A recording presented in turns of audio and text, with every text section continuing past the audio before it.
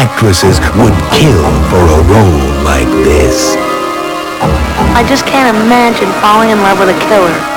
Hi, my name's Carter Matthews. Someone already did. I believe that they murdered somebody that I loved very much. Are you really serious about getting married? As soon as I can afford to. Carter is not to be trusted. I think Russell pushed Julie overboard. Why? He made her take out life insurance for $2 million, and when she died, he collected. It might be the part of a lifetime, or the last part ever. So play it right, and they'll give themselves away. Break it off with him. He'll never make you happy. He doesn't love you. It's just an act. Well, I love you, and I want to marry you. Perfect. He trusts you completely. He'll spill his guts to you. Sooner or later, one of them will slip up. It's pretty risky, and suppose it's you who slips up. I'm the professional actress, they're the amateurs.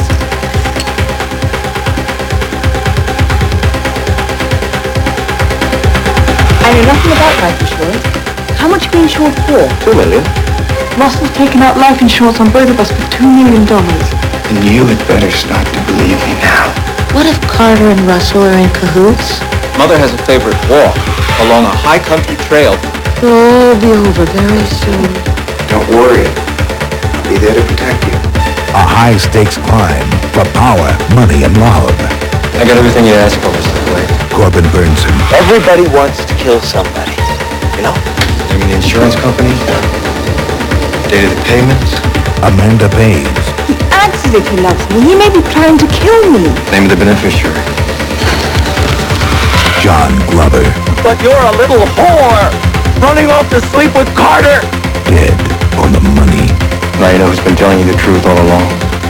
From Turner Home Entertainment International.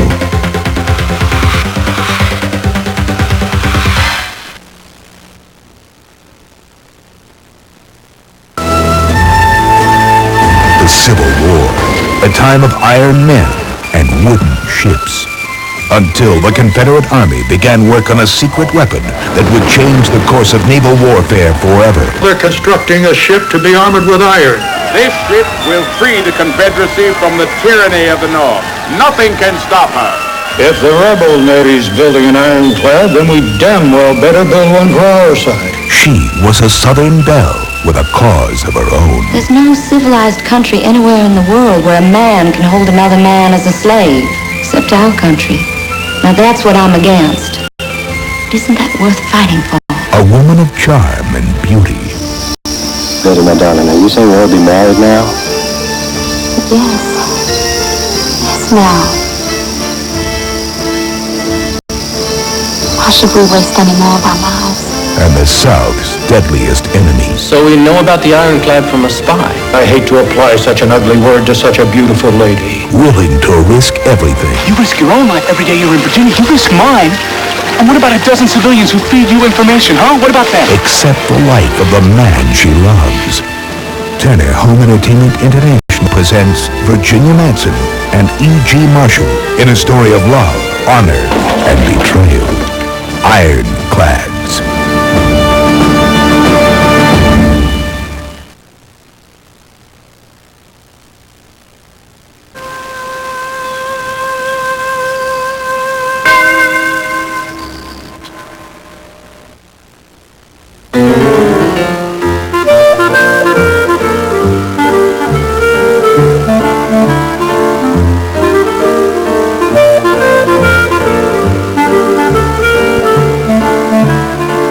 Los Angeles, 1919. Before the freeways, before the film business was out of its infancy, but not before crime.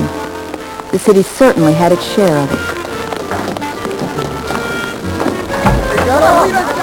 I just won again. Yeah, intestines. I burst with pride at being the daughter of Earl Rogers, the famous criminal attorney. To me, the greatest of all time.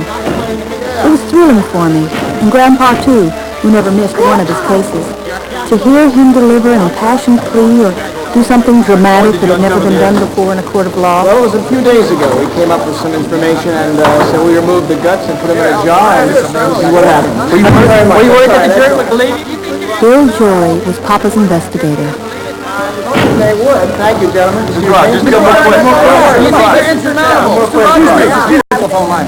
He came with information on another case. Mr. Riders, wait up a second. One more picture.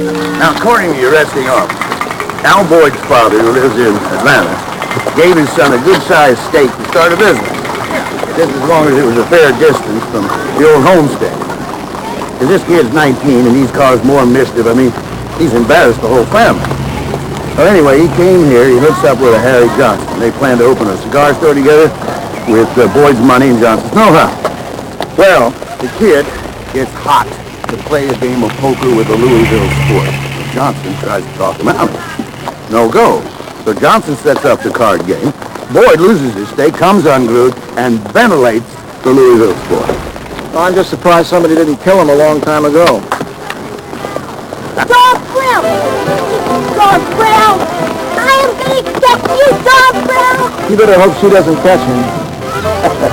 You'll be a sweet son and butter up when I'm done with you! I'm getting you, Dog Brown! You'll never see the apron ending again! Stop it! Stop it, you kids! Just ladies and gentlemen don't act like that. Just stop it! Stop it right now! You just stop it! You just stop there! Oh, good afternoon, Reverend Rogers. I'm sorry, I was just trying to stop the children from fighting. Now you're in for it. My grandpa's a reverend. He rode the circuit to Tombstone and Dodge and all those places. He knows Jesus. He's going to tell him you're shooting acorns at me, aren't you, Grandpa? You're right, son. Yes, sir. Yes, sir, I'm fine. Oh, good. Oh, look at you. I mean, you're a mess. Your mama's going to throw a fit. Yeah. Come on. Aunt Blanche and I will bring you out. Come on. Go home, Don Brown. Out of here right now. Just get out. Well, if Don Brown's father spent less time pinching women, he'd have more time to teach his son decent behavior. Did Mr. Brown pinch you, Aunt Blanche? He wouldn't dare. Did you want him to? Laura, stop that. Well, that's where Don Brown learns all those bad things he does from his father. The fruit doesn't fall far from the tree, you know. Now, where did you hear that? Well, I read it, Grandpa, right in your book of quotations. Grandpa, have you ever seen anybody as bad as Don Brown? You're going to tell Jesus, aren't you? Jesus will smite him for me. Jesus does not do your bidding, young lady. In fact, it's the other way around. I tell you, I think you and I should have a little talk. Come in, sit down. Lowell L. Rogers, Book Divine, Thou art mine, make me thine. Grandpa had written that in the front of his Bible. Christianity hasn't been tried and found wanting, someone once said. It hasn't been tried. Grandpa tried it every moment of his life, so he was trying to get me to try it.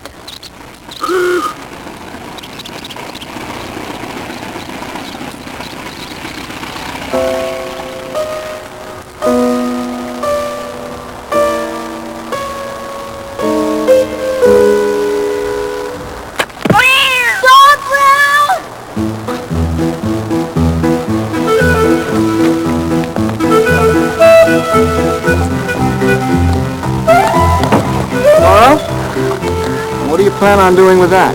I'm going to give Don Brown a case of lead poisoning. I'm going to kill him. Well, now, before you kill him, you want to tell me why? He killed Tom with his slingshot. For nothing. Tom was walking right here. Don always said my cat was bad luck. And then he shot him with his slingshot. Tom's run off someplace to die. And I'm going to shoot Don Brown. All right. Now, I understand how you feel, but I want you to stop that noise. Nora, you can't think when you're crying. That's why it wasn't necessary to give some women anything to think with, because they cry so much.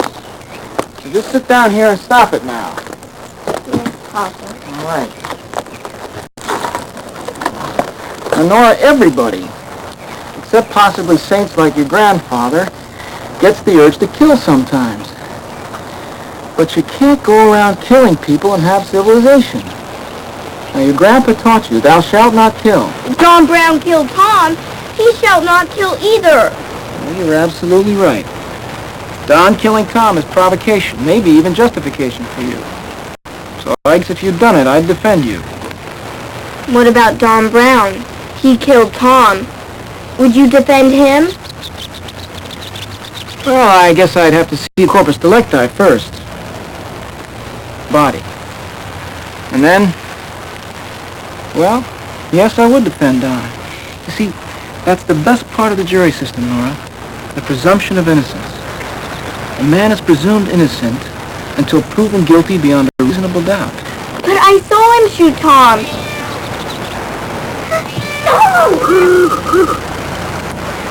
Tom, you're here. You didn't die.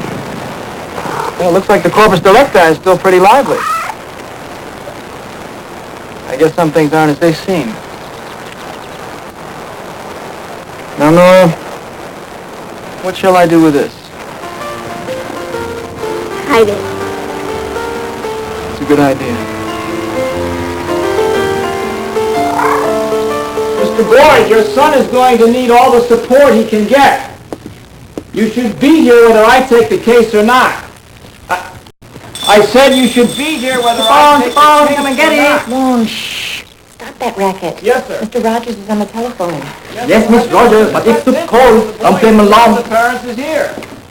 Yes, sir. Yes, sir, I see. Yes, well, I'm sorry about Mrs. Boyd. I'll talk to Al and let you know tomorrow. That's all right. You're welcome. Goodbye.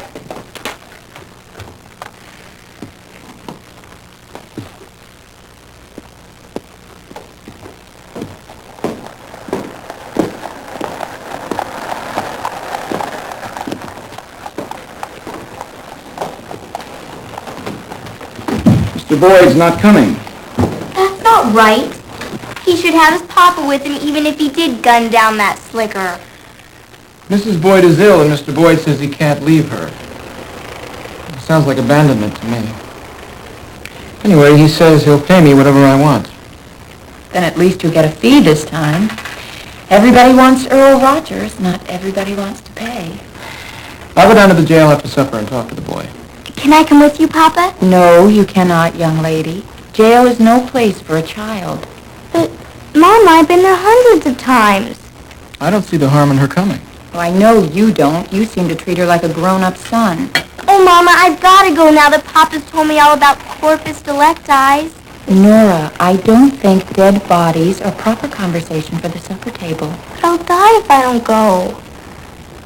Papa, do you remember when we read Omar Khayyam about the luckless pots marred in making? Al Boyd could be a luckless pot. Besides, I bet I'll even be able to tell if he did it or not. You have to admit, Bill, that certainly would be a good thing for me to know. Two of a kind. Go if you like, Nora, but what you find of interest in the jailhouse escapes me. Nobody dresses up to go to jail. Ow. Ow. Nora, please, I'm not hurting you. No, but you might. Mama, I love Papa. I like to go with him wherever he goes. I know you do, dear. That's the special thing about your Papa. Everybody loves him. Every man, woman, and child. Did you love him right away when you first saw him? Yes. Yes, I think I did. At the college dance at Syracuse. We danced right out into the snow. Mama, when you love somebody, do you love him forever? I'll bet you do. Yes, dear, of course. Then why do you and Papa argue so much? Oh, I wouldn't say we argue. Your Papa and I have different ideas about some things. We talk them out. Aunt Blanche says that's because you're a small-town girl from New York and Papa's a crazy Californian. Yes, well, your Aunt Blanche knows everything. She certainly does. She should also know there are certain things about your papa that a small-town girl, an innocent girl, doesn't find out right away. What kinds of things? Oh, that's Papa. Coming, Papa! Nora?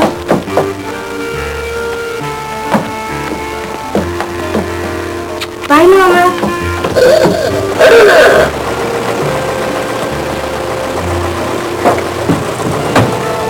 Papa, do you wish I was a boy? Why? What's wrong with you? Nothing. Well, that's what I think.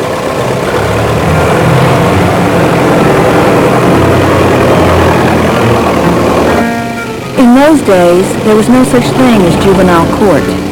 If you were old enough to kill, you were old enough to hang. So it didn't matter one bit that Al Boyd was still a teenager.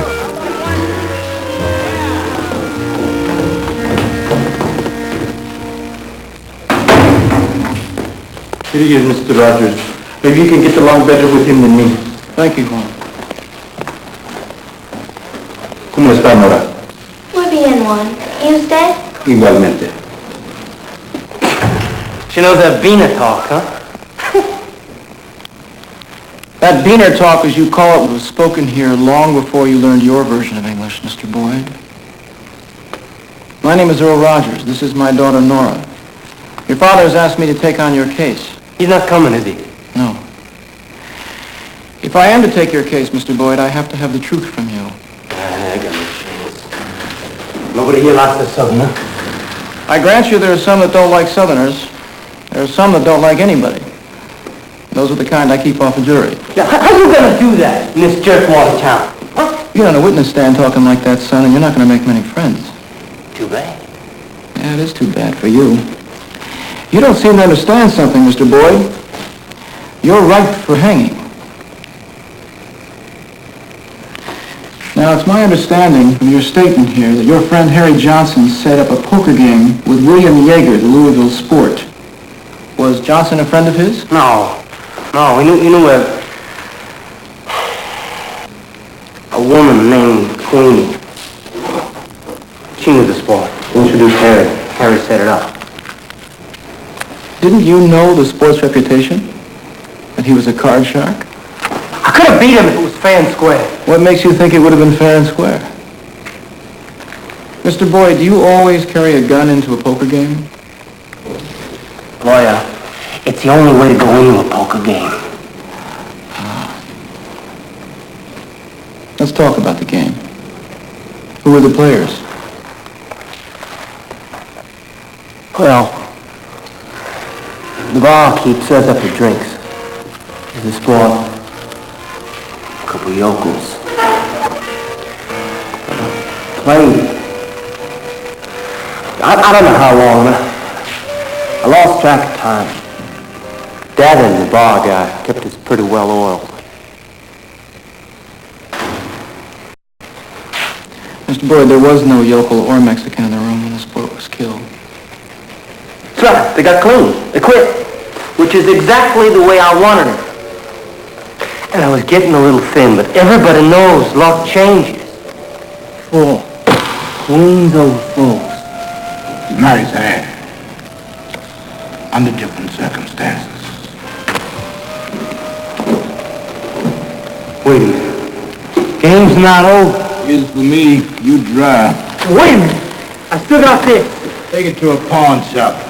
No, one more hand. Al, no, come on. You gotta give me a chance to get it. Calm down, will you? I am. You had a bad run, that's all. No, come on. I'm not gonna change. Come on, Yeager. Deal the damn car. Boy, you too drunk to play anymore. Thanks for the game.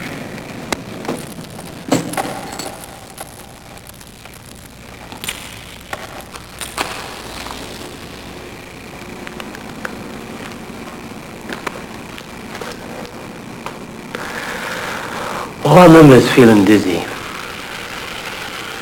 And I was out of it. And I came around, I guess, when I heard the shots.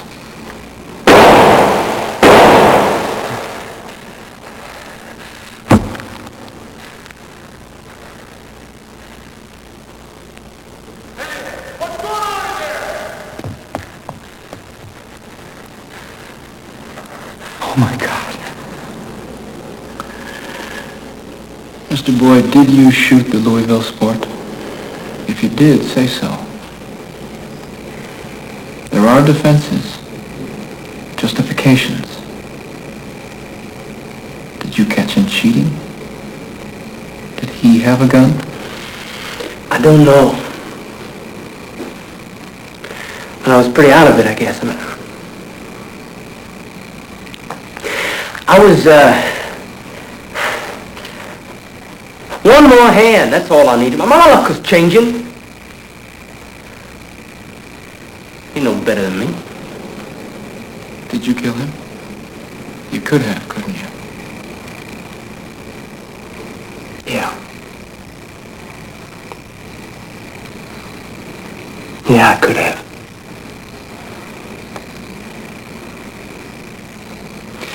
But I don't know, Mr. Rogers. I just don't remember. All right. Thank you. I'll consider this.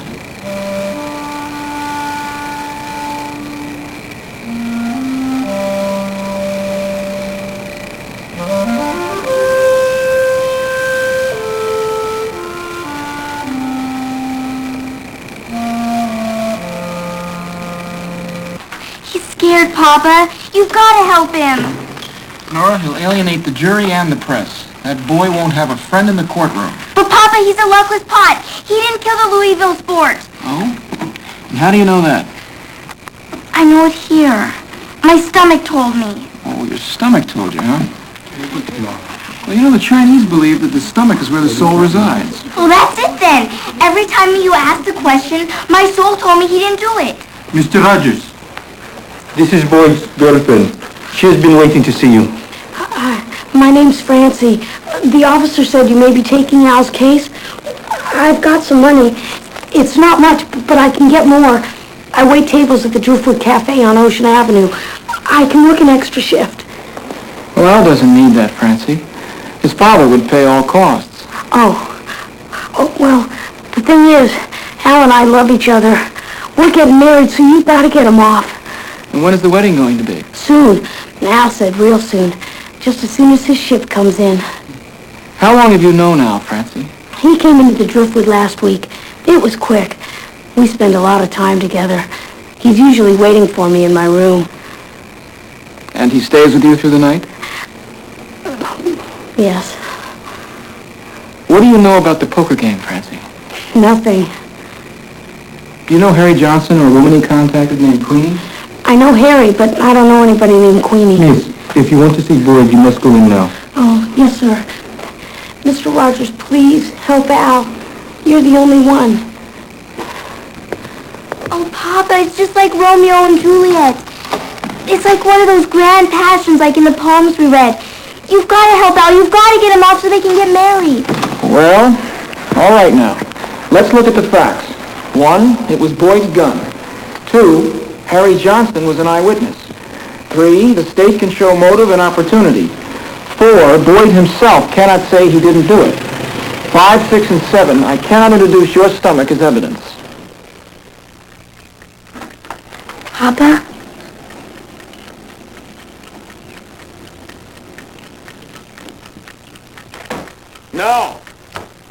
No, I'm not surprised that Queenie made herself scarce. That means she knows something about that poker game that we should know. Find her, Bill. All right. You did sleep on it. A little. Here's how it looks. There were 3 men in that room. Al Boyd, Harry Johnson, and the Sport. Now, we know the Sport didn't shoot himself, and according to your stomach, Al Boyd didn't do it. So who does that leave? Harry Johnson. He killed the Sport? Is that what happened, Papa? I don't know. But if it is, we're going to have to prove it. Come on, then. Let's get to our office. All right. Don't you think you should change first? Oh, be right back. Papa, do you think this is an equivalent to Left Eye? Well, I think we'll just take the police's word that there is one. I saw a Corpus Delecti store once.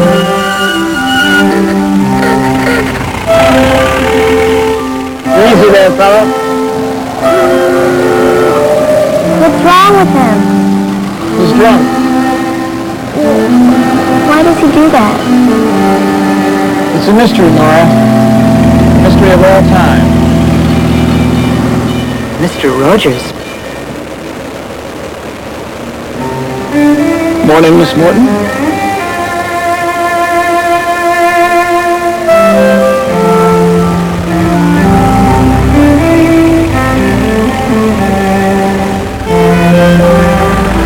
Who was that? That was a friend of mine. She's pretty, isn't she? Yes, she is.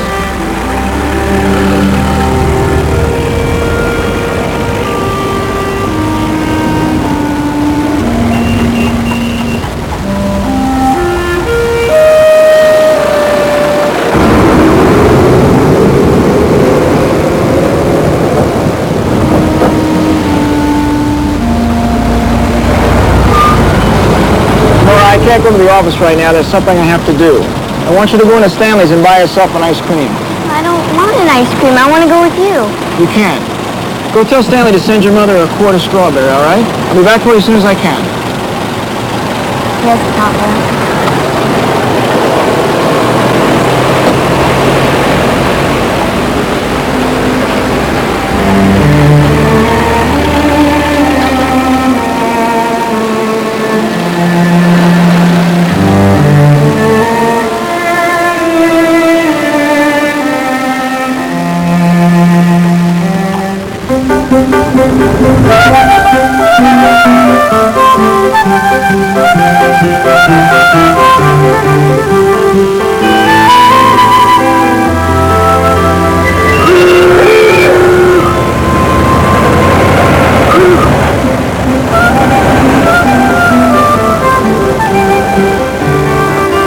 Even as I followed Papa that day, I knew I shouldn't be doing it.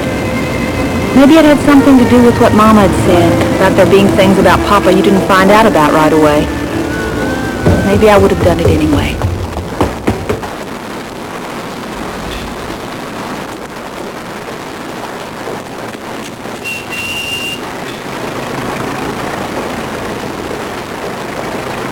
It was the most amazing place I had ever seen.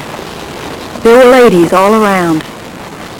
I remember thinking, what was Papa doing there? Why had he come to a place like that? It seemed very strange to me.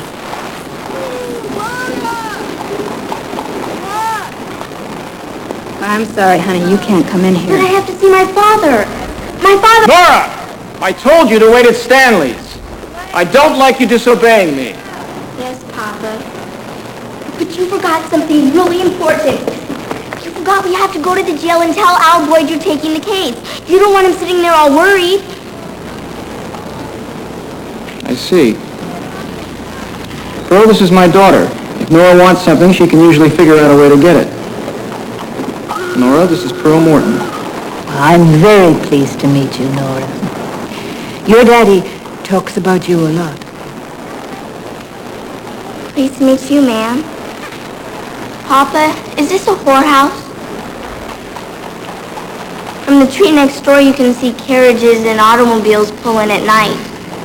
Don Brown says it's called a whorehouse. Now, we call it a sporting house. Do you come here often, Papa? I used to. Before I met your mother. Before you were born. You're here now.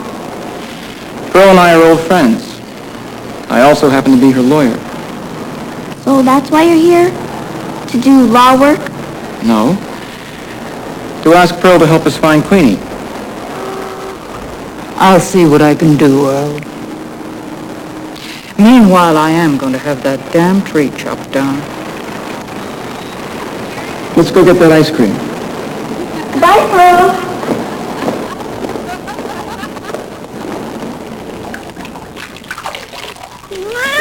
You should have seen her, Mama.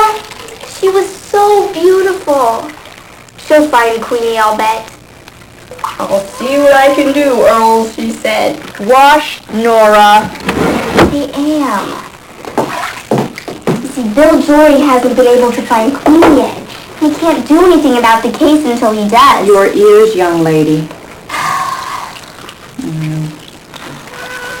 Mama, have you ever been to a whorehouse? Ow. Ow. Really, Earl, taking her to a place like that. I didn't take her, Belle. She followed me. You should have known she would. She follows you like a puppy dog. You didn't have to go there to begin with. It was part of the case. Of course. And how many other times do you go there as part of the case? You're gonna have to stop thinking about that, Belle. It was years ago. You say. I was a bachelor. A lot of young men went there to play cards, to drink. And? Not since we've been married. Earl, no matter what I do, it comes out wrong.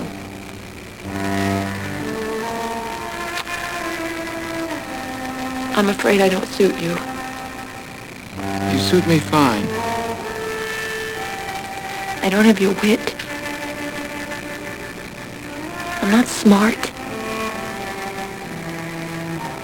Blanche thinks I'm a nitwit. You're not a nitwit.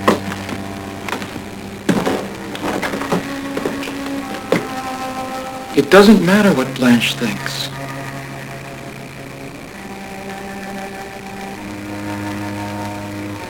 I don't know. Things are so different than I thought they would be.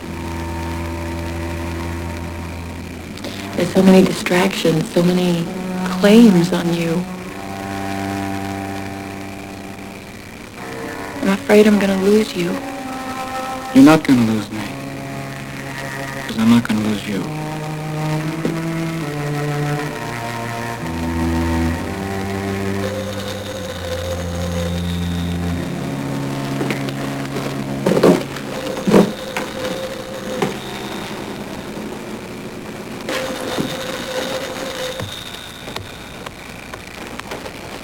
Oh, hello, Your Honor. How are you? No. No? No, sir. It's no bother. Now, what's that name again? Yes, sir.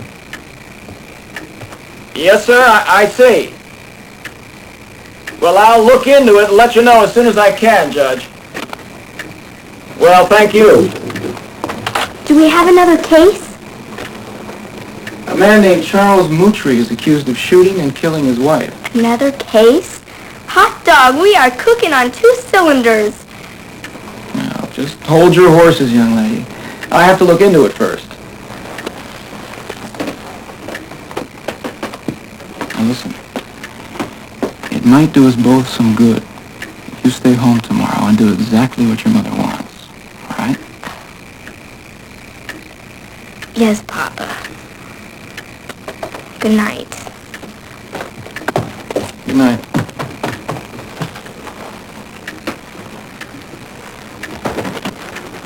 Five, 6, 7, 8, go 1 and 2, 3 and 4, 5, 6. Naturally, I did what Papa said. With 2 cases on the burners, I didn't want him to get mad and fire me. So he just had to investigate the Moutry case without me. The police! Open up in there! I've told the police. I didn't do it. Martha shot herself. Why would she do that? Because she was racked with pain. And she was going deaf. All she could see ahead of her was a life full of misery. Had she tried to kill herself before? Yeah. Yeah, she did. It's not something we talked about. Why was there a gun in the house? I do a lot of traveling in my line of work. I carry it with me. What is your line of work, Mr. Moutry? I work the county fairs. Doing what exactly? I'm a pitchman.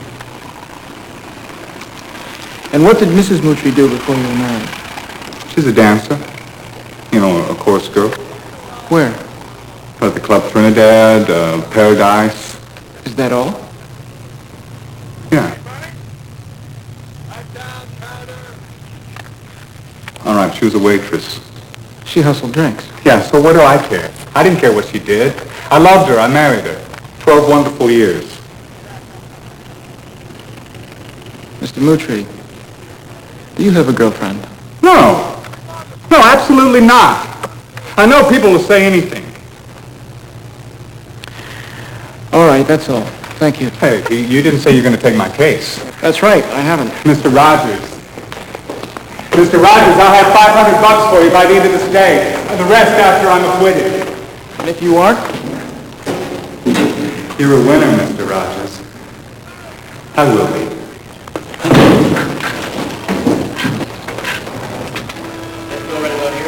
Papa worked on both the Moultrie and Boyd cases at the same time, and he'd still be just as thorough as he always was. He went back to the scene of the sports shooting and talked to Davin, the bartender. I headed to the card room. Harry Johnson was there, white as a sheet. Al shot him, he said. And all of a sudden, he just went berserk.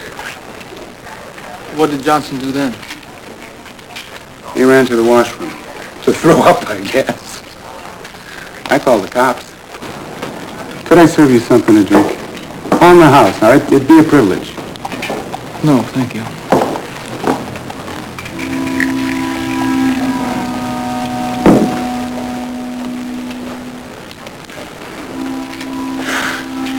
I see you have some souvenirs of the event.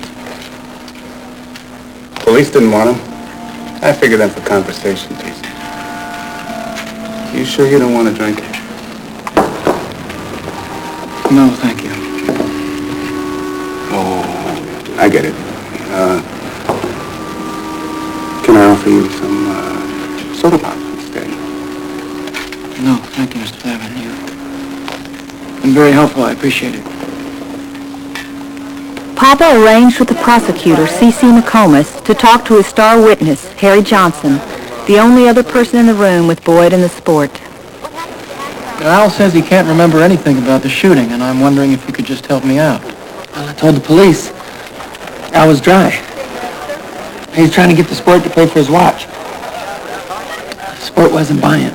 He's standing there holding out the watch. It's crazy.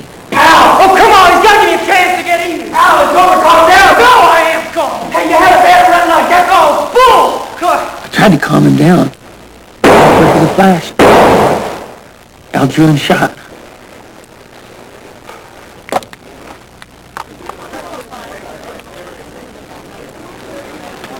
Quick as a flash. Yes, sir.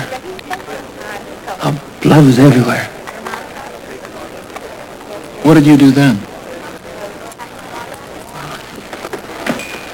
Stood there till Davin, the barkeep, came in.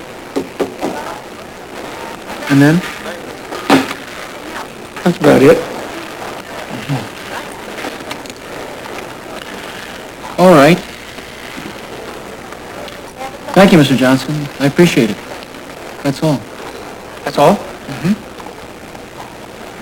Thank you, Mr. Johnson.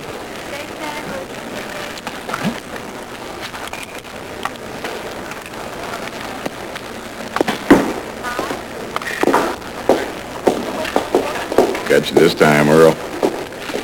That Boyd fellow's gonna swoon. I was wondering if you happened to read me this morning. Oh, I never missed you, Mr. Baines. Fact is, I got a nice chuckle out of it. You know when I write that you're a self-thumping grandstand, a fraud making a mockery of the profession, it's not meant for levity. I understand that, Mr. Baines. Now you understand something. Every man is entitled to a proper defense, and I intend to give it as I see fit. Mr. McComas is going to take you down this time, lawyer. I expect to watch it all with relish.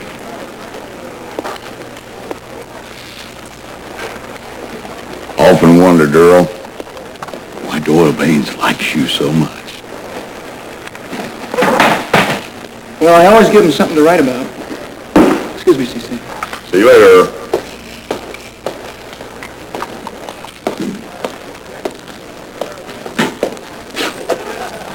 Two coffees. No Queenie. Girl can't find her, I can't. I've been to every cat house from here to San Perdue. More tarts grabbing at my crotch. Well, keep looking. Boyd goes on hold until we find her. Let's go to work on Moultrie. When the news got out that Papa was going to defend Charles Moultrie as well as Al Boyd, people started laying bets. Parlays even went from one case to the other. Papa's office was downtown, in the middle of everything, between the jail and the courthouse, where the cops, the criminals, and the reporters were, where things were happening. There was no better place to be. It was where you found out what was going on. I went out one finger. I want finger too. Oh, I gotta answer the phone. Your finger's fatter than my eyelid. Roger's office, this is his assistant. Yes, ma'am, my father is a secretary. But she went to the toilet. All right, Mrs. Wells. All right, I'll make a note, okay? All right, goodbye.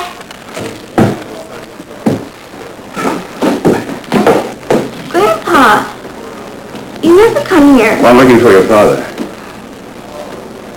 Roy Skinner stole my pennies. That redneck behind the gear. Wait a minute. I said I was looking for your father. Now, where is he? Right here, Papa. This is a surprise. We still in the office? Yes, of course. Good.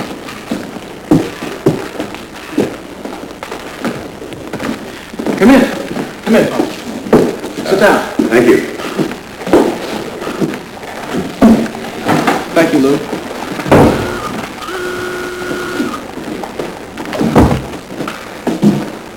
Well, son, I understand your client, Mr. Moultrie, is anything but an outstanding character, huh?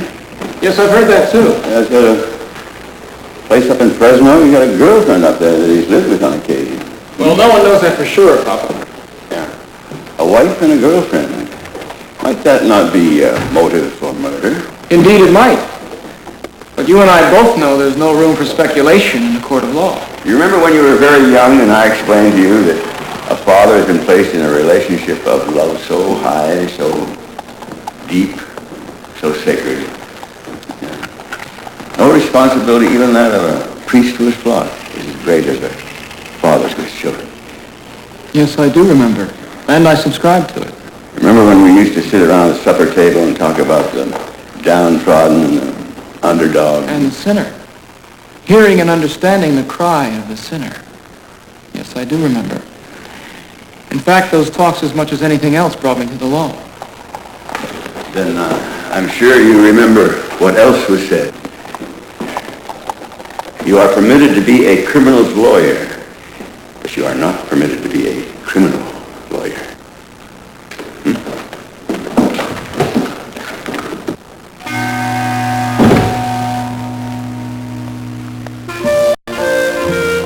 The Moultrie trial came before Al Boyd's, which of course is what Papa wanted since Queenie could not be found. Papa had a reputation for picking jurors better than anyone. But on the Moultrie case, something unusual happened.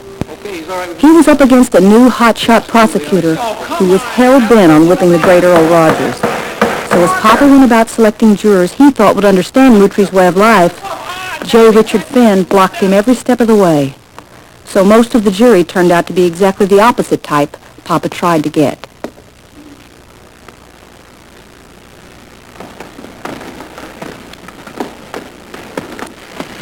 If that isn't a hanging jury, I never saw one. Then you should thank me, Mr. Finn, for I certainly helped you pick that collection of Sunday school teachers. I was forbidden to go to the trial, but Bill Jory gave me the blow-by-blow. J. Richard Finn spoke very ably for the state. He presented his witnesses. Little Guy Pitts. Of course he's going to do that. He's a pimp. Ginger LaRue. Doesn't mean a thing. Councilman Timothy Sullivan. Mr. Finn was so effective that Papa had very little to say to counteract the prosecution. People began to sense that Earl Rogers had met his match and was going to lose.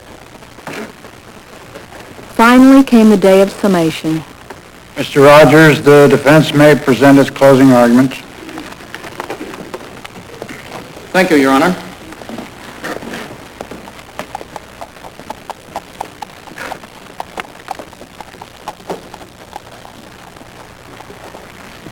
John Burbank, you will ever remember those days when you first courted your girl. And sitting on the steps of the First Methodist Church in Chillicothe will never be forgotten. Nor will you, Edward Whalen, ever forget meeting your beloved Gretchen at that high school dance in Terre Haute. Nor you, Michael Pruitt, when you stole adorable young Ellen away from your best friend.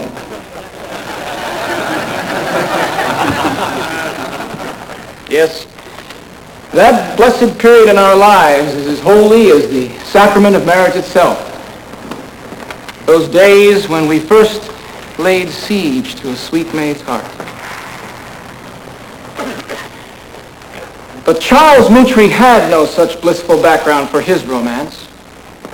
No church steps to sit upon as he held his sweetheart's hand. When he first realized that he cared for Martha with a love that surpasseth understanding, she was an actress in a tawdry, unholy club, a resort for dissipated and immoral men. But he took her away from her sordid surroundings. He gave her his name, and he brought into her loveless life the only happiness that she had ever known. Which of us, had we suddenly found ourselves loving a woman in such an environment, would have ignored her past, would have taken her to the altar and there entered with her into the holy bonds of matrimony? Which of us would have done the Christian thing? Few, I fear.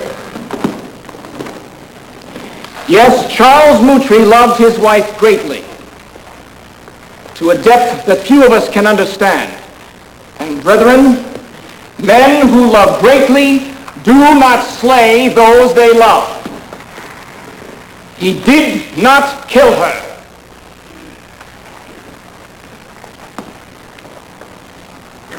There was his beloved Martha,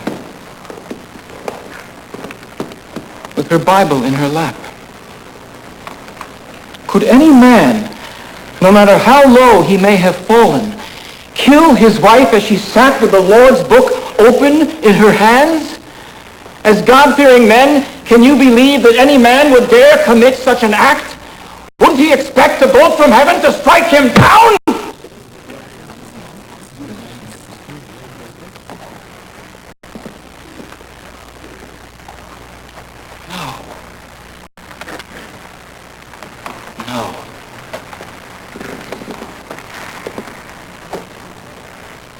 Martha was growing stone deaf.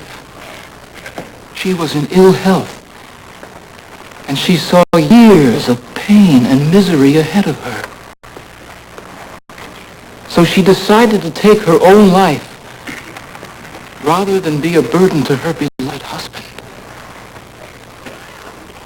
Brethren, has it come to such a pass today that your brother or my brother may be hanged solely on the testimony of a pimp, a prostitute, and a politician?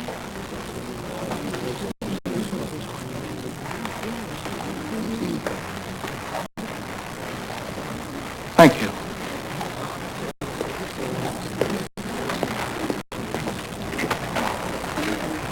Oh, you're right, Harlow. Bill Rogers is an expert. Cheap theatrics. Come on, Doyle, admit it. He's having fun. Read about it in tomorrow's paper. Oh, jury coming back in.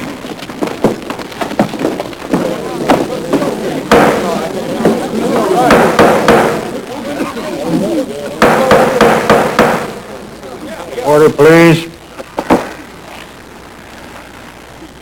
Gentlemen of the jury, have you reached a verdict? We have, Your Honor. We find the defendant, Charles Moultrie, not guilty. Court's adjourned.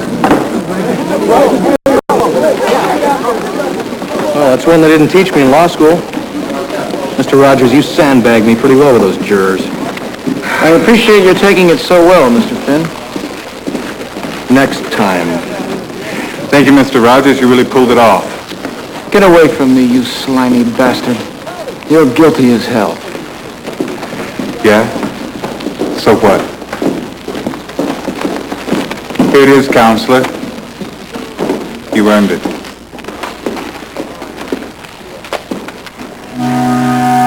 sweetheart. Let's get the hell out of here.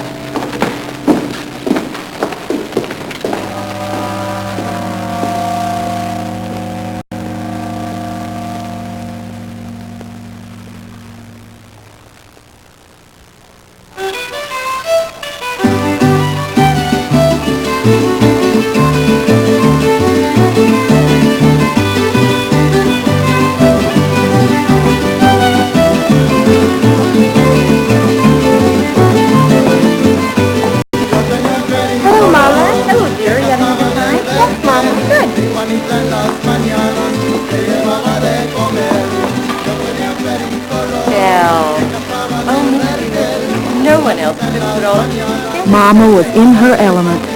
She arranged for the celebration party for Papa's victory in a matter of hours. Senor Don's band, food from El Cholo, and that Mexican hooch people drank with salt and lemon. Excuse me, gentlemen, but I'm claiming the counselor for myself. This is one client I never keep waiting. Can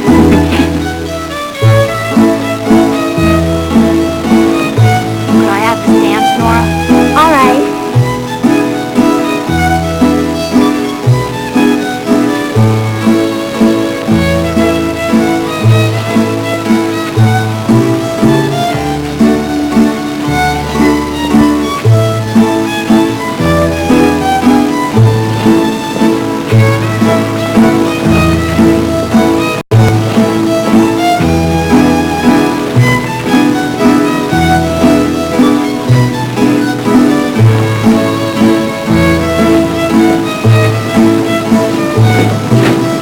You know that you glow when you're happy? I think that's the first thing I noticed about you. I love it when you glow. I love it when you represent clients who can train. No, I don't mind it so much myself.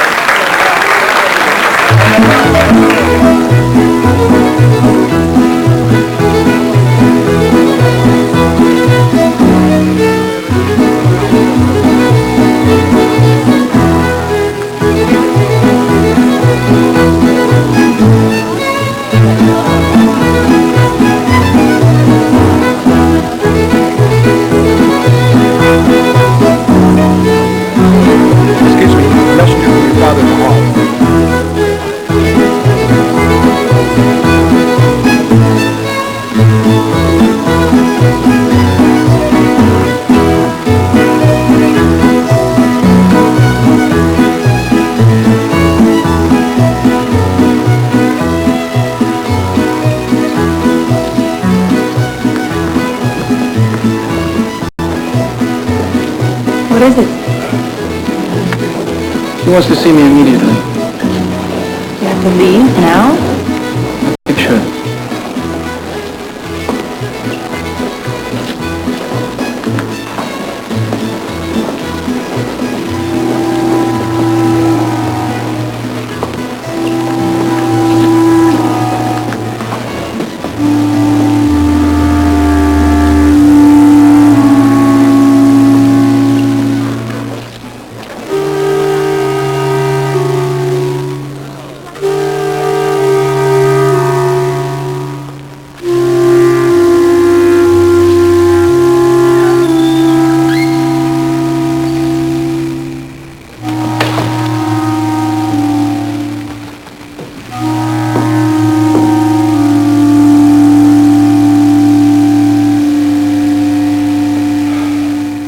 Son.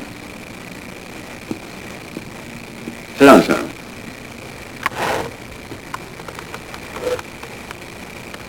I didn't like summoning you from the party, but I was in the courtroom when the Mutri verdict came in.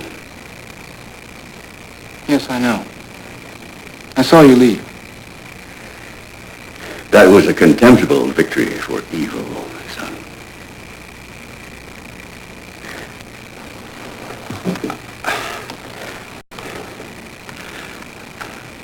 We have to come to some sort of understanding here, you and I. As you well know, no father ever was more proud of his son than I am of you. But what you did in that courtroom, it was immoral. But you reminded me yourself, Papa, that every American, high or low, is entitled to a proper defense. A proper defense, yes, that's right. But the word is proper. And is it proper for you to save a man who you know to be guilty by deceptive and dishonest means? Well, that debate has been going on for centuries between the greatest legal minds. As I see it, it is my business to defend everyone. Properly. See, there's a line as clear and as broad to an honest man as a line between good and evil. One must draw that line. Defend everybody, yes, but do not cross the line. I have a right, even an obligation, to state my case as best I can. Look what you've done. You've turned loose an evil thing, and my soul trembles for you. It would have been better for you if Mr. Charles Moultrie would have been found guilty as you knew him to be.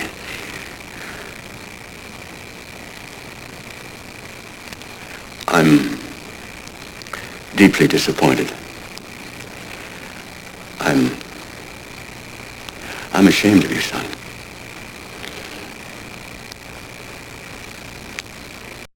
You must never, never cross that line again.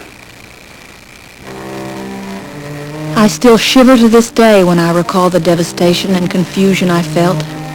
I ran from Grandpa's house. I wasn't going to let them know I was there and heard. What Grandpa had said of Papa was true. He had crossed the line. How long after that it happened, I'm not sure. Soon, though, before Papa and Grandpa had a chance for reconciliation. I'm fine.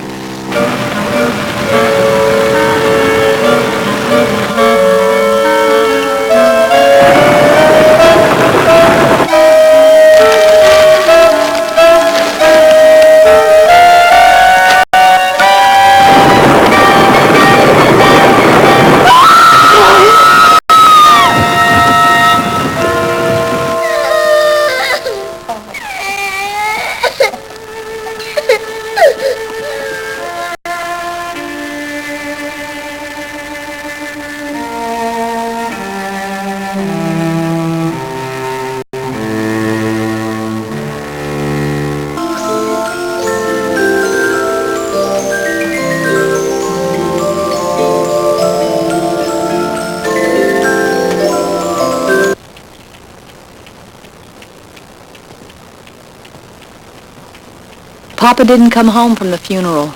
Not the next day, or the day after that.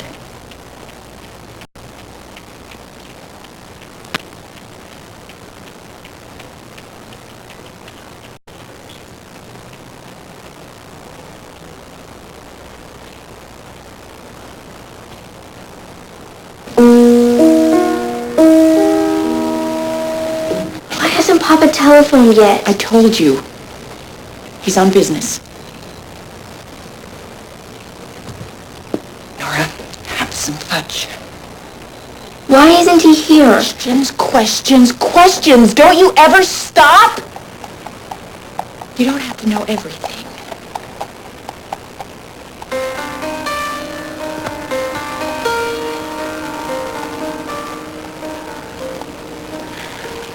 It is absolutely disgraceful, Mr. Jory. My boy is rotting in jail. His poor mama is stretched out in Atlanta worrying miserably about her chick, and your Mr. Rogers is nowhere to be found. I'm grateful to Mr. Baines for summoning me. Well, just try to be helpful, Mr. Boyd. But I'm sure Mr. Rogers would be jumping for joy over any help Mr. Baines could give him. Now, I'm aware that there's been a death in Mr. Rogers' family, and for that my sincerest condolences. But this, sir, is dereliction of duty with regard to my son. Sir, I'm not in a position to reveal any of Mr. Rogers' strategy, but I can tell you that there's a certain witness that we've been trying very hard to find. Manure! That is one fatuous excuse for lack of progress. According to Mr. Baines here, Mr. Rogers is able to free men with wily tactics and a free flow of words. Well, I'm paying good money, for which I expect performance. Service. Mr. Jory, do I make myself clear? Absolutely, sir.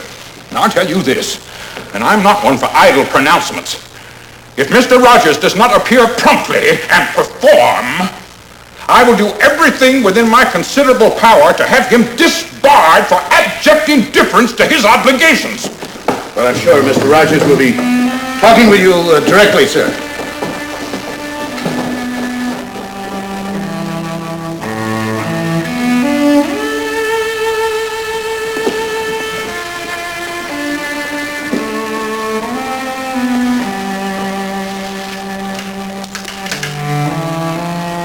Central, 651.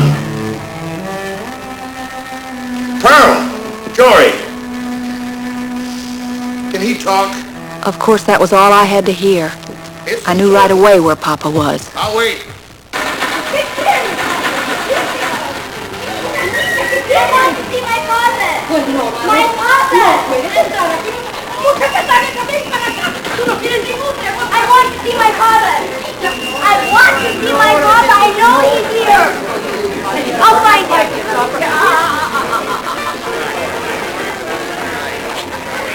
All right, Nora. Come with me. Behave yourself, all right? Your daddy has had a very hard time. See, he doesn't understand why God took your grandpa in such a way. And it's like your daddy's taken God to court and he's been sort of arguing with him. I think you're smart enough to know what I'm saying. Yes, ma'am. I think so. Good. See, the way I see it, we all have a little devil inside of us, and life is about doing your best against that little devil. Awful damn young for all of this. Your daddy is inside. Yeah. Wait up now. There's something else. Have you ever seen a drunk before, honey? Yes, ma'am.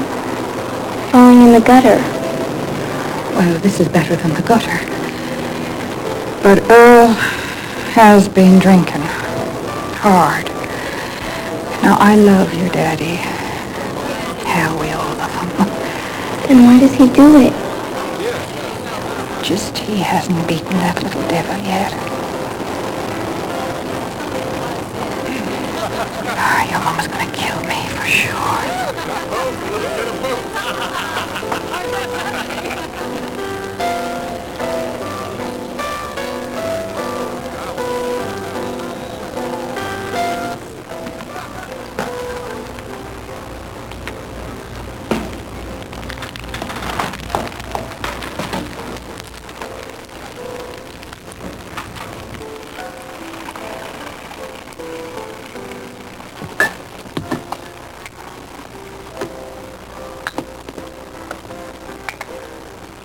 Papa?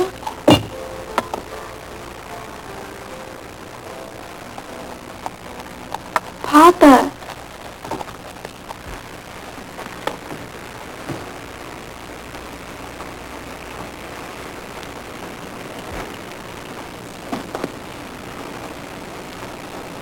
Nora.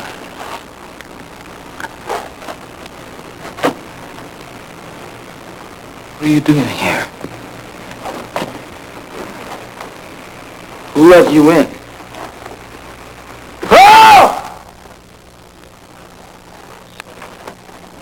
She won't come, Papa.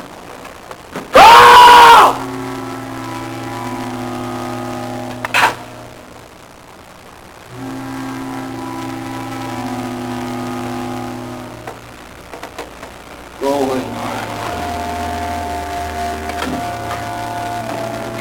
Papa, I don't understand. Why are you here when everybody is depending on you?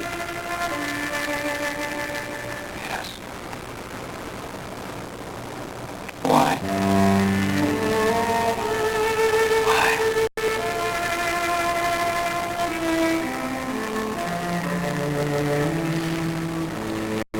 Papa, they need you. I need you too. The other way.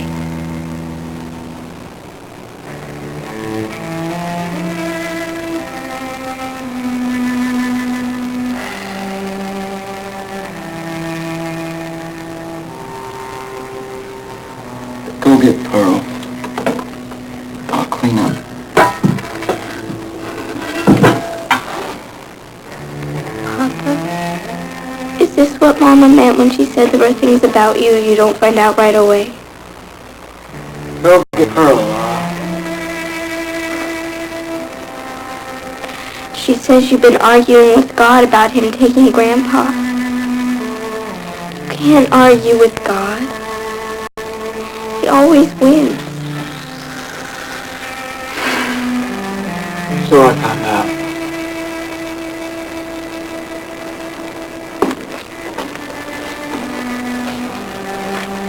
He took Grandpa because Jesus wanted to walk with him and talk things over. Lowell Al Rogers, Book Divine.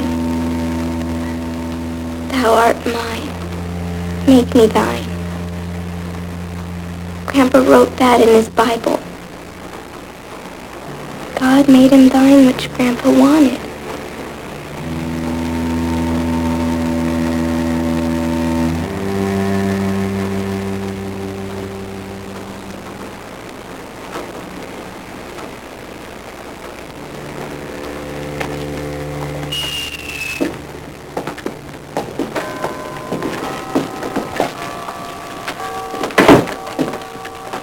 Earl.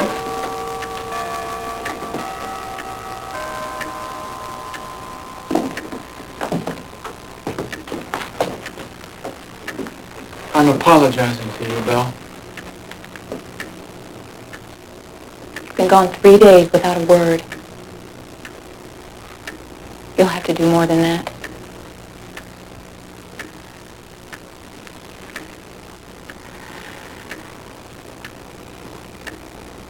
I'll call Loma Linda and make arrangements to go in for the cure right after the trial.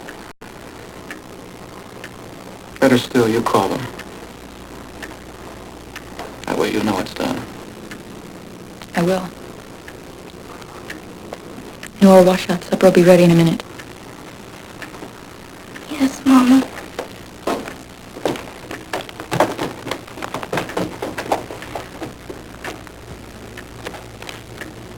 Is she all right?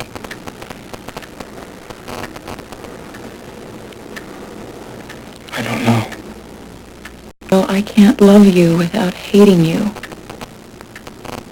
Or hate you without loving you.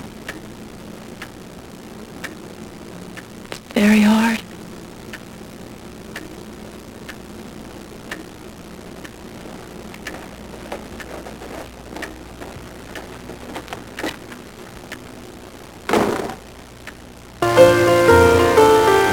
Everything went back to normal for Papa.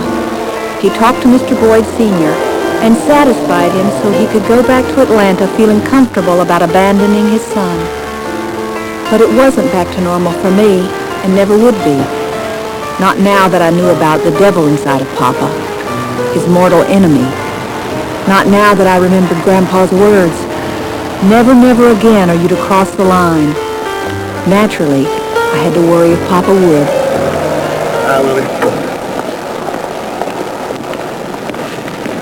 Smells good. Just the way you like it. Thanks, Boyd. You're welcome. Hi, Belle. Nora! I checked every flea bag in central L.A. I found Queenie. Where? Angela's Hotel. Pearl's already there. I gotta tell your father. Bye, Boyd. Bye.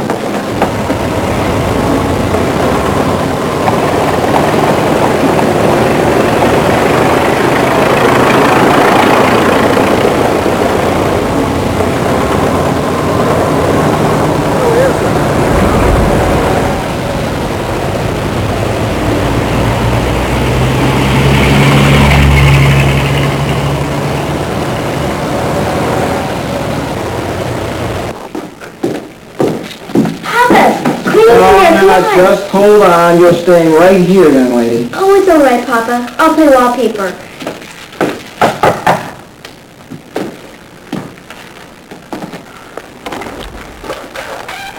Come in, Irv. Oh, for heaven's sakes. Look, I know why you're here. Forget it. I don't have to answer any questions. You're no cop. Just calm down, Queenie. No one's accusing you of anything. I just want to get some facts. Tough. Oh, now, Queenie. Mr. Rogers is an old friend of mine. I'm asking you to help him out. You put Harry Johnson and a Louisville Sport together. Yeah? And I left them talking, setting up a deal. So what? What deal? I don't know. I couldn't hear what they were working on. What makes you think they were working on anything? Oh, come on. I could see them. They had their heads together, talking without moving their lips. All right, let's say they were working on a deal. What kind? I don't know. Of course you do. The Sport was one of your best customers. He told you.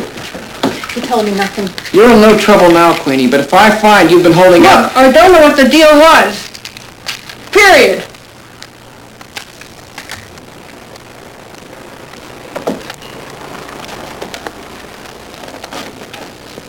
Look, I don't hear anything, see anything, say anything. That's how I keep my rosy complexion.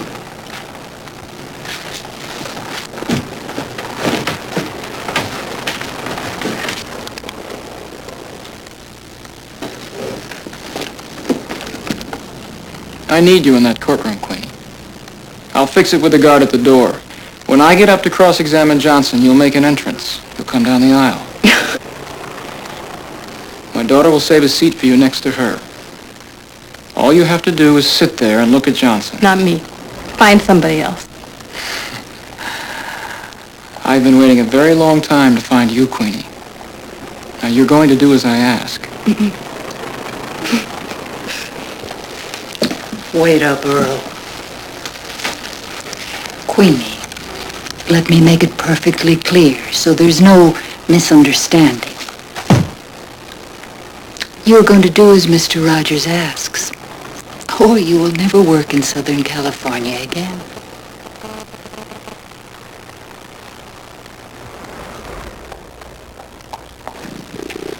But, Mama, I'll just die if I don't get to go. Nora, dear, you simply got to stop dying every time you want something and can't have it.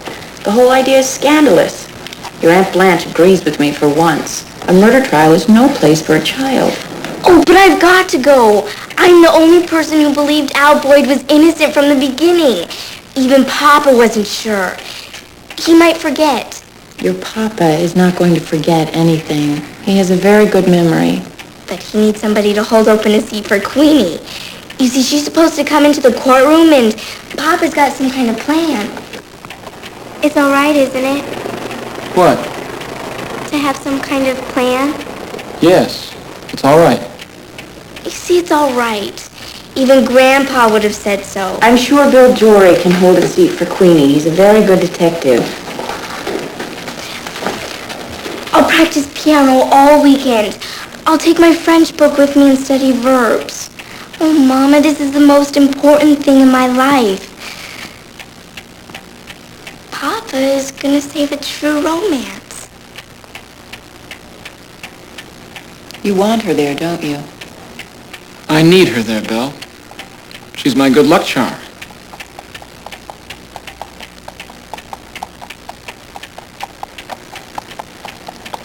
Hot dog!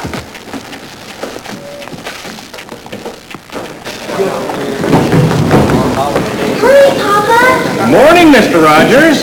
Good morning, Mr. Baines. Go inside and take your licking. Mr. Rogers, if you could give me I can't now, I'm sorry. just a couple Francie! Sorry, I beg your pardon. I switched to the night shift so I could be here. Oh, Francie, don't worry so much. Papa's got some good ideas. You've got a great father, Nora. I wish my papa was like that. That's why I left Buffalo. He'd tie one on and start shouting at me and say that I was too dumb to come in out of the rain, that I was so ugly I'd scare a fella right out of his shoes. I know I'm no beauty queen, but I do have feelings. Of course you do. I sent Papa a picture of Al and told him that was the man that was going to marry me, from a fine old Southern family. Maybe Papa will see how wrong he was. You'll show him. Now then, Mr. Johnson, isn't it? By the end of the week, Prosecutor C.C. McComas had Harry Johnson on the stand, and time was getting close. You are planning to go into business together. Yes, sir, that's right. See, we were going to open up a little cigar store together. Well, thank you, Mr. Johnson. Take the witness.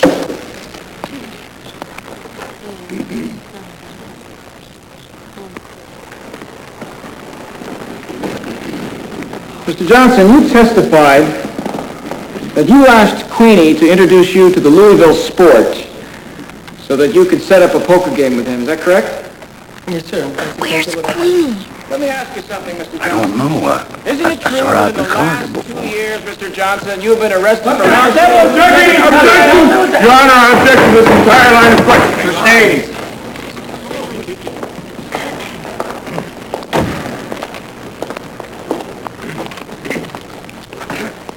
Queenie! Queenie! Queenie! You're supposed to be in the courtroom! I'm not going to. I came to, but I'm not going to. You have to! I've got your seat safe. Papa needs you. You promised. Maybe I did, and maybe I didn't. If I did, I changed my mind. If I didn't, I don't have to. You are going in. Queenie, you are going to go into that courtroom and do what my papa says, or you will never work in Southern California again.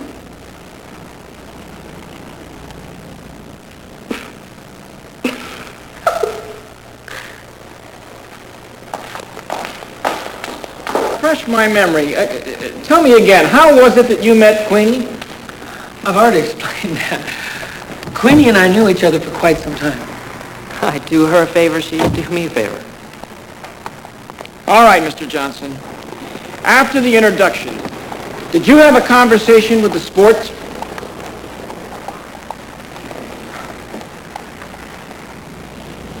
Yes, sir. Was Queenie in on that conversation? No. But she and the sport knew each other very well, so he could have told her about the conversation, couldn't he?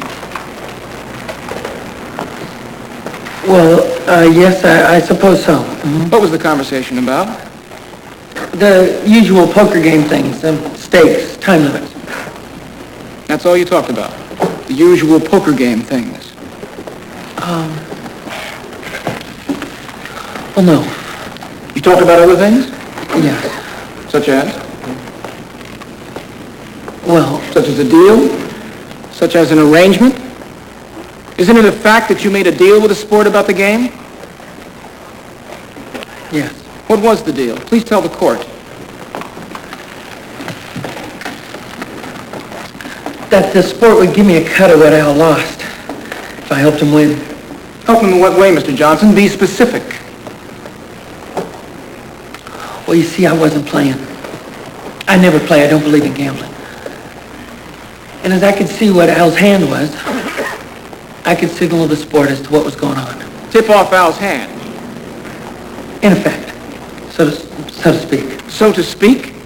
Well, that's the way it was, wasn't it? You were, in effect, the sport's partner in the game. Yes, in effect. To double deal your buddy. To skin the man you claim to be your friend. Yes, you could look at it that way, but That's all, Mr. Johnson. Mr. Rogers, I said, that is all, Mr. Johnson. Mr. McComas? Thank you, Your Honor. Now, Mr. Johnson, you just admitted to cheating Mr. Boyd. Now, was that for your benefit? Oh, no, sir. That was for Al's benefit. Please explain. Well, you see, the way I figured it, there was no way I was going to beat him. Just a matter of time, the sport would take him to the cleaners. That's why I got the idea. I figured if I made a deal with the sport, I'd get some of Al's money back. Well, I'd give it to Al. Sure, then we'd at least have some of his stake. We could still go into business. It was smart of me. I was looking out for y'all. I had to. He sure wasn't looking out for himself. Well, thank you, Mr. Johnson. We thought it was something like that.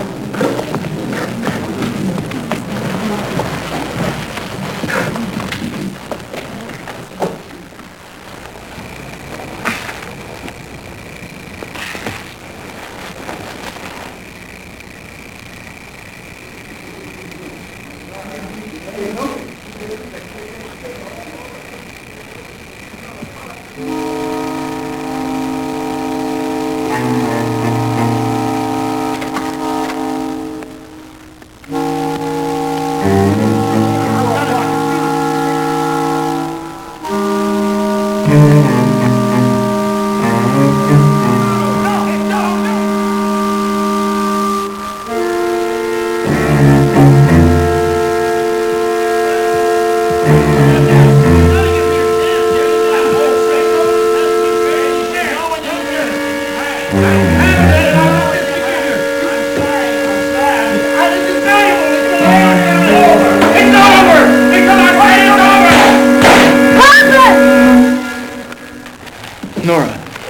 come on in here.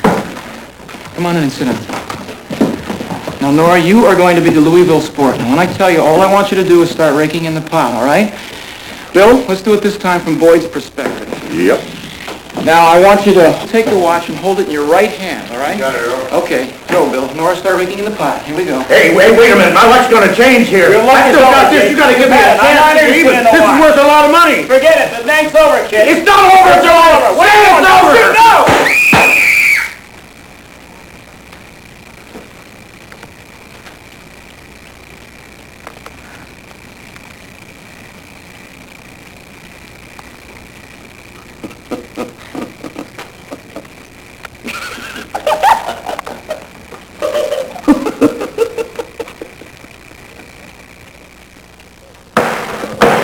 This court will come to order. When court reconvened, Papa put Harry Johnson back on the stand. The meaning of this. Your Honor, I offer as defense exhibit A the table and chairs for the scene of the crime. Objection! Objection! Objection! This is These have all been previously marked for identification, Your Honor. You got the watch? The shop was closed, but I got it in. Your Honor, may I inquire what is going on here? Certainly, Mr. McComas. I am to create the scene of the crime. But, Your Honor, he's turning this into a circus. Mr. Rogers, surely you must realize there is absolutely no precedent for this unusual procedure.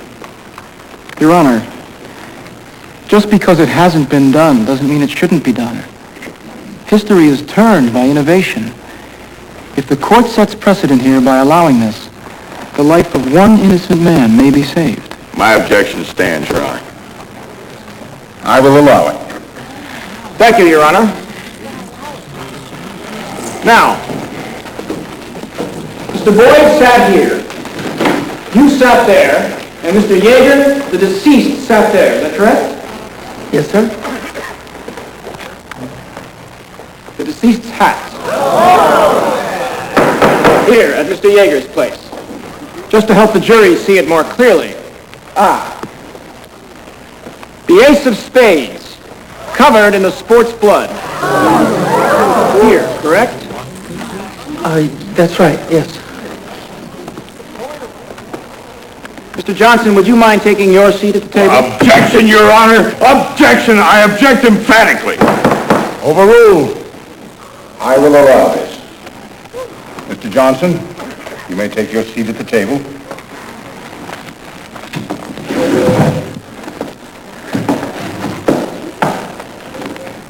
Oh, Mr. Johnson, may I remind you that you are still under oath.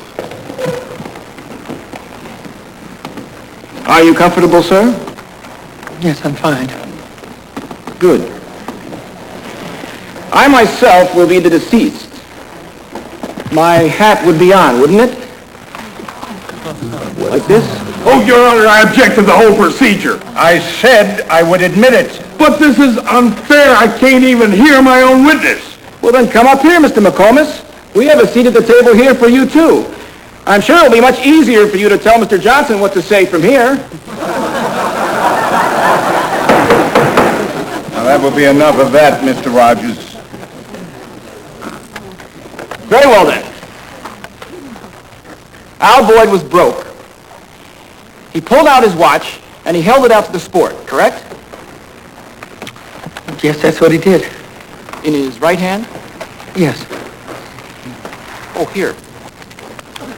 Use this, Mr. Johnson. Would you show me exactly how, please?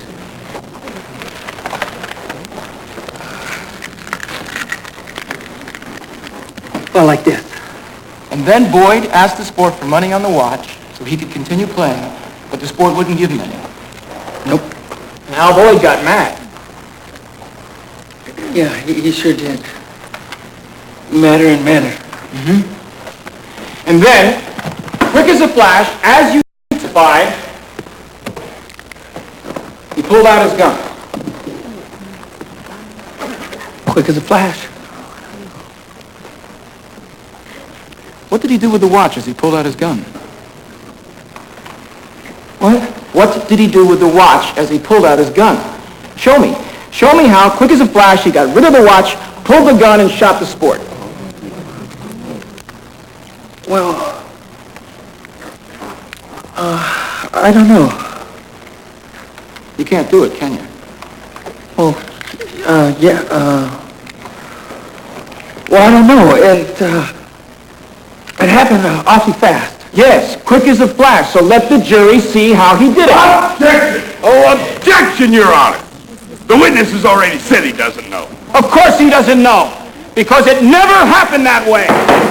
Objection sustained. Mr. Rogers, I have given you enormous leeway. Yes, Your Honor, I'm sorry. I apologize. All right, Mr. Johnson, help the jury out here. Immediately after Boyd shot the sport, what did he do with the gun? He kind of pointed the gun at me. But then he just threw it on the table. And what did you do? Immediately. Me? Yes, you. Well, nothing. You had just seen a man shot to death. Didn't you cry out? No, I guess I didn't. You didn't yell or jump back in your chair and holler, "Please don't shoot me!" No. Al Boyd stood there, mean with drink, inflamed with gambling fever, holding a gun, looking at you, a man who'd been cheating him, and you didn't jump or holler or cry out or do anything? No, I didn't! That is, not until Davin, the bartender, came in, I told him what happened. Well then, Mr. Johnson, I must commend you on your cold nerve. I am very cool. I always have been. Hey! Objection! Bailiff, disarm the counselor. No, Papa, you can't do that. You crossed over the line. Objection! Your Honor, this whole thing is outrageous. Your Honor, I am simply testing the witness's own words. He certainly didn't think that I was going to shoot him in front of a judge and jury. You are indulging in cheap theatrical tricks. Your Honor, this entire trial is without credit. Gentlemen, gentlemen. Your Honor, I am merely seeking the truth. Mr. Johnson was indeed the third man in that room. One of two roles is possible for him. Either he was a witness as he says he is, or he himself is the murderer. Gentlemen. Mr. Rogers, with all good intentions, I'm sure, you seem to manage to cause a great deal of commotion in this courtroom. Now, you have made your point. Do you have any more questions? Yes, Your Honor. Vital ones.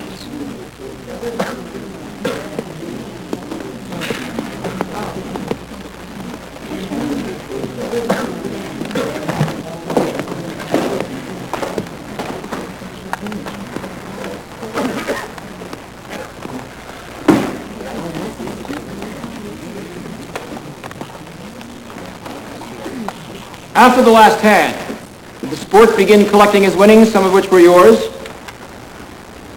Yes. Yes, that's what he did. Why should he give you anything? He just fleeced Boyd. Why not fleece you too? Because he owed me. We had a deal. But you had no way to back your demand. I had a way. How? With a gun? What? With a gun in Boyd's right-hand pocket just inches from your fingers? No, I You were the one who pulled that gun quick as a flash, isn't that right? No. What did you do after Davin the bartender came in? You went to the washroom, didn't you? No. I mean, yeah, I did. To be sick? Yes, that's right. To be sick or to wash the powder burns off your hands?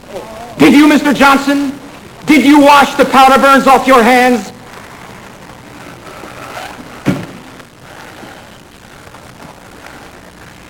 Did I? Yes, Mr. Johnson. That is exactly what you did.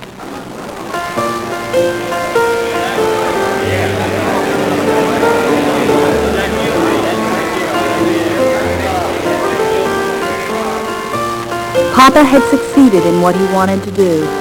He had put reasonable doubt in the minds of the jury. Everyone knew Al Boyd would be acquitted, though the fact is, Harry Johnson himself was never brought to trial. What are your plans now, Al? Have myself some fun. My old man's wired me some moolah. I don't think it's to buy me a train ride back home. Francie is waiting for you. She is just so excited.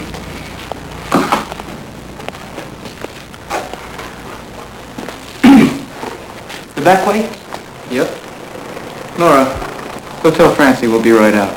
Oh, she already knows. Do as I say. Go tell her. Yes, Papa.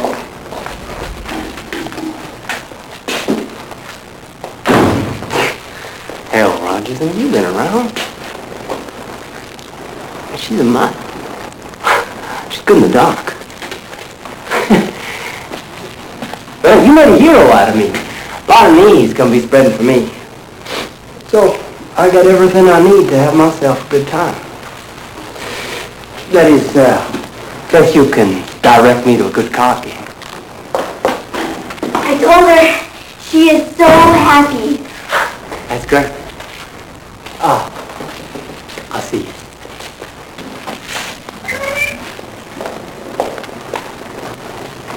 Papa, where's he going? That's the back way. Francie is waiting right in there. He knows that, Nora.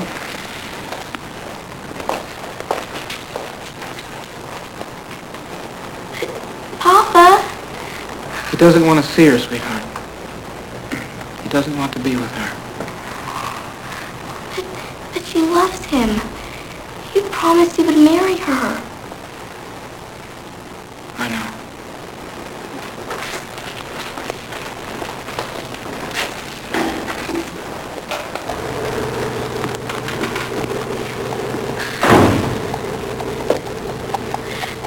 Do you think he'll like it? You look very beautiful, Francie. Oh, thank you. Francie, are you pregnant? No. No, Mr. Rogers, I'm not. Good. Boyd's gone. What? He's gone. He ducked out the back way.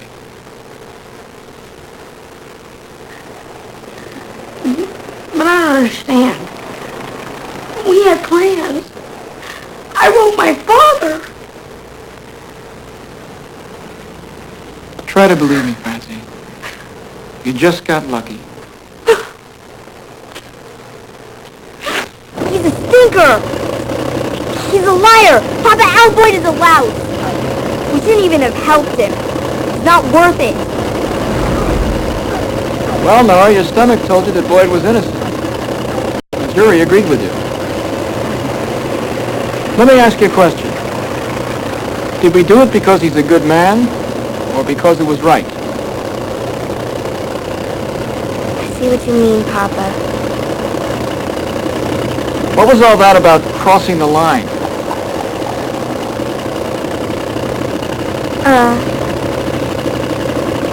I was at the window and I heard you and Grandpa talking. I didn't mean to, but you know how I like to hear things and know what's going on. Did you hear everything?